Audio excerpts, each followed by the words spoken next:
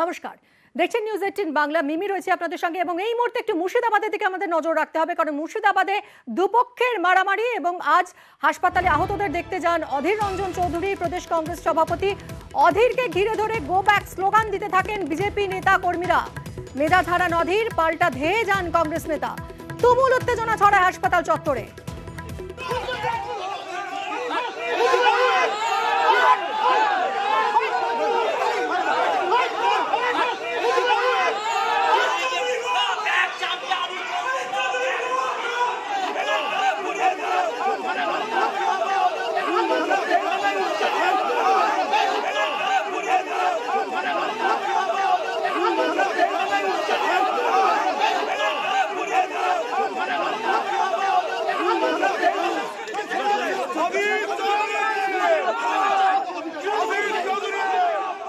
কিন্তু কেন এরকম একটা পরিস্থিতি তৈরি হলো, কথা বলবো প্রণব আমার সহকর্মীর সঙ্গে।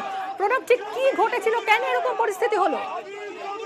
দেখো, গতকাল রাত্রিবেলাতে দুপক্ষের মধ্যে মারপিট হয় এবং সেই ঘটনায় প্রায় 12 থেকে 13 জন আহত হয় এবং বেশ কয়েকজনকে মুর্শিদাবাদ মেডিকেল কলেজে স্থানান্তরিত করা হয় ছিল। এবং যেহেতু শক্তিপুরে যেখানে ঘটনাটা ঘটেছে সেটা হচ্ছে বহরমপুর লোকসভা কেন্দ্রের মধ্যে, এবং অধীর চৌধুরী গতকাল রাত্রিবেলাতেই মালদা থেকে ফেরার পরেই কিন্তু হাসপাতালে মুর্শিদাবাদ মেডিকেল কলেজে আসেন। সেই সময় বিজেপি কর্মীরাও সেখানে ছিলেন।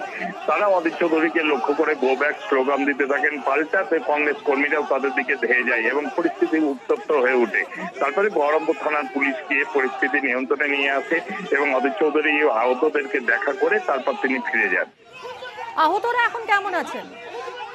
দেখো, আহতদের অবস্থা স্থিতিশীল বলে কিন্তু চিকিৎসকরা জানিয়েছেন। বেশ কয়েকজন যারা আহত রয়েছেন তাদের জন্য মেডিকেল টিমও তৈরি, তাদেরকে পর্যবেক্ষণ করছেন। দুজনের অবস্থা আশঙ্কাজনক।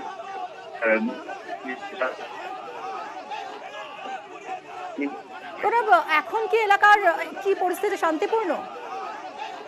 হ্যাঁ, দেখো, পরিস্থিতি এখনো যথেষ্ট এলাকায় প্রচুর বিশাল পরিমাণ পুলিশ মোতায়েন রয়েছে, টহলদারি চলছে। সিআরপিএফ যারা আছেন তারাও কিন্তু টহলদারি দিচ্ছেন। এলাকায় শান্তিপূর্ণ ভাবেই এখন মোটামুটি ভাবে শান্তিপূর্ণ। বেশ, তুমি নজর রাখো প্রণব, আপাতত ধন্যবাদ।